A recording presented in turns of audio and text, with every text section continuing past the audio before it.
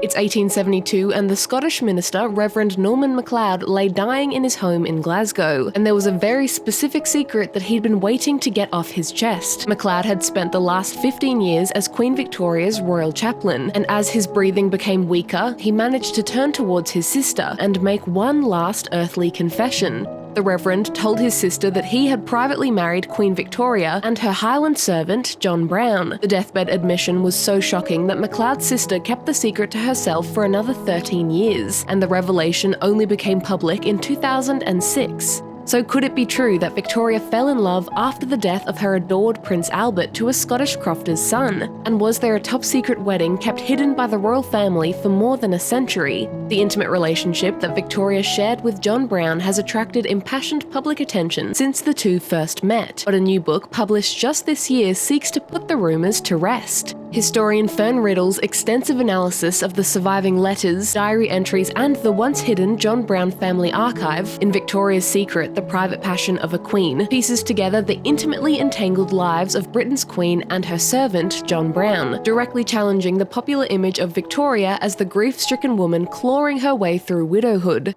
Here are some of the most significant moments that I think Riddell brings to light, and this is Crown Undone. It was in 1849 that Prince Albert of Saxe-Coburg and Gotha appointed the 22-year-old John Brown to attend especially to the Queen during visits to their Scottish royal residence, Balmoral Castle, and John almost instantly became a crucial part of Victoria's Balmoral life. She wrote in her diary that John was perfect, discreet, careful, intelligent, attentive, ever ready to do what is wanted, handy and willing to do everything and anything, and to overcome every difficulty, which makes him one of my best servants anywhere. To the Queen, John was the epitome of Victorian masculinity, and he appeared in her sketchbook for the first time just 2 years after this appointment. John's role at Balmoral revolved around the outdoor movements of Victoria and her children. He would lead the Queen's pony, help the family cross streams, carry their picnic supplies, and teach them all about the beauty of the estate and its surroundings. That was until the world that Victoria knew was shattered after Albert's sudden death from typhoid fever on the 14th of December 1861. Victoria sank into a profound depression and became obsessed with preserving the memory of her dead husband. His hot water continued to be drawn every morning, and Victoria had a copy of Sir Walter Scott's novel inscribed with, "This book was read up to the mark in page 81 to my beloved husband during his fatal illness and within 3 days of its terrible termination." Yet even as she struggled through the initial stage of widowhood, Victoria craved the companionship of her trusted Highlander. John was asked to join the Queen in her grief while she stayed in Gotha with Albert's brother Ernest, and he made the trek all the way from Scotland to lead Victoria's pony, just as he had at Balmoral. 3 years later, Victoria arranged to have Brown by her side permanently. By February 1865, John was no longer just the Queen's servant at Balmoral. He was to be her constant companion, no matter where she travelled. In the memorandum for John Brown, Victoria decreed, John Brown is to be appointed to the situation of the Queen's Highland servant. He is to remain constantly in attendance upon the Queen, as her personal servant out of doors, wherever Her Majesty may reside, or wherever she may travel. His orders upon all occasions he will receive direct from the Queen, or by the Queen's immediate command. John Brown was promised by the Queen that in event of his marriage, a cottage should be provided for him at Balmoral. That last line will prove to be particularly significant in the later years of John and Victoria's relationship, so if you can, try to keep it in mind. To celebrate the news of John's new appointment, Victoria giddily wrote to her uncle Leopold, the first king of the Belgians, that it is a real comfort for John is so devoted to me, so simple, so intelligent, so unlike an ordinary servant, and so cheerful and attentive.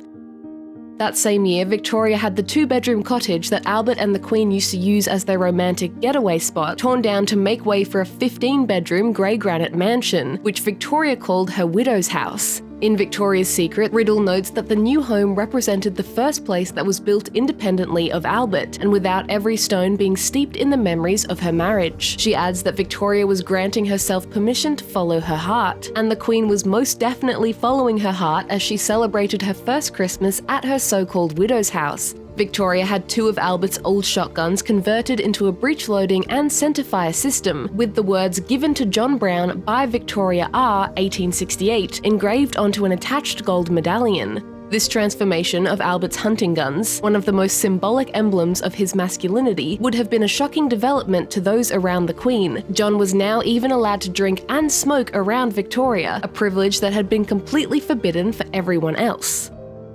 Even one of Victoria's most serious illnesses didn't stop the Queen from pulling herself out of her sickbed and meeting John's parents. One of the presents that Victoria gave to John's mother was a brown leather album of wallet-sized photos of John's family and her own children from when they were young. While Riddell sees the photo album as an object of true devotion and intimacy, a gift from a woman very much in love to the family of the man who would come to mean more to her than she ever expected, Victoria and John's relationship would become even stronger and much more public amid the fallout of a shocking assassination attempt.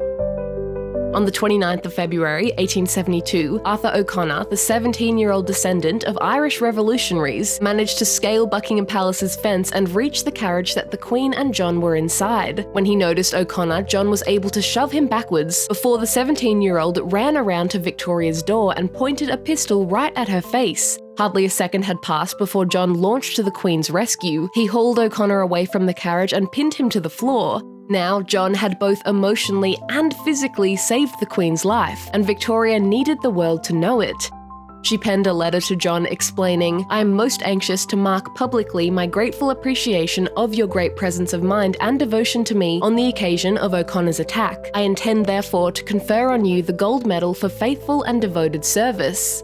As Victoria and John's relationship deepened, privately and now publicly, the Scottish minister, Reverend Norman MacLeod, made his deathbed confession. This titan of the Scottish Church and the Queen's personal chaplain confessed to marrying the Queen and her Highland servant. While Riddell writes that not more details were given other than his intense regret, MacLeod's confession is hugely significant, even though since the admission was made public in 2006, it's been constantly downplayed. To add to this evidence of marriage, Riddell reveals that John also began to wear a plain gold signet ring on the pinky of his left hand, which starts to be displayed in paintings and photographs of John after 1873.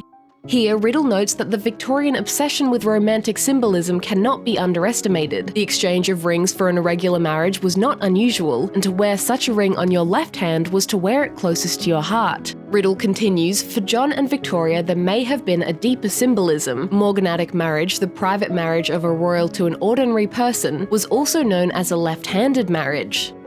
Just a couple of years later, in 1875, Victoria gave John and his sickly mother a cottage in Easter Balmoral, and according to the 1865 memorandum for John Brown, John was to be given a cottage on the Balmoral estate upon his marriage. Could Victoria have been fulfilling the promise she made a decade earlier, had the Queen herself become the wife of John Brown? The card that Victoria gave to John to celebrate the new year of 1877 may have been the most intimate message to be shared between the two. Underneath an illustration of a parlour maid holding an envelope were the words, "My lips may give a message better of Christmas love than even my letter." In the card, Victoria wrote, "To my best friend JB, from his best friend VR." On a separate, undated card to John were the words, "I have loved thee with an everlasting love." So it's no surprise that when John died suddenly at just 56, on the 27th of March 1883, after a mere days-long illness, Victoria was again confronted by a profound and all-consuming depression. In a letter to British Conservative politician Viscount Cranbrook, Victoria wrote that perhaps never in history was there so strong and true an attachment, so warm and loving a friendship between the sovereign and servant. The Queen feels that life for a second time is most trying and sad to bear, deprived of all she so needs. Just as she had with Albert, Victoria had John's hand cast and carved into stone, with his gold signet ring still wrapped around his pinky. The Queen had John's bedroom at Balmoral photographed. She had his kilt spread out on his bed and his pipe placed on the bedside table before the room was boarded up for the rest of her life. Victoria also began to openly wear John's mother's wedding ring. When the Queen herself died on the 22nd of January 1901, nearly 18 years after John, her last wishes were passed on to Dr. James Reed, who made sure she was buried with John's mother's wedding ring. Riddell suggests that even in death she wore John's ring, a final act of defiant rejection of the social rules that had kept their relationship a secret.